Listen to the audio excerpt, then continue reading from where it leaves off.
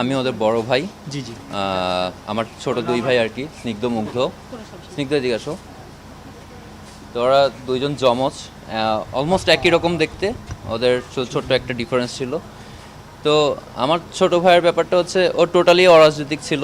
ও Khulna varsity থেকে honours শেষ করছিল ম্যাথমেটিক্সের উপরে, এবং অন্যান্য ভার্সিটিতে ওর চান্স ছিল, বাট খুলনা ভার্সিটিতে গিয়েছিল। খুলনা ভার্সিটি আপনারা হয়তো অনেকেই জানেন যে খুলনা ভার্সিটি নন পলিটিক্যাল একটা ইউনিভার্সিটি, যেটা খুব রেয়ার আমাদের দেশে আসলে।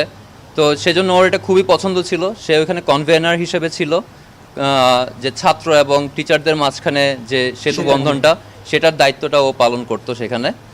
তো ও এখানে বেশ পপুলার ফেস ছিল, সবার সাথে বেশ মিশুক ছেলে ছিল। সেখান থেকে পাস করার পরে, গত বছর গ্র্যাজুয়েশন শেষ করার পরে ও এখানে বিউপিতে অ্যাডমিশন এক্সাম দেয় এবং MBA প্রফেশনালসের জন্য পড়াশোনা করছিল আর কি।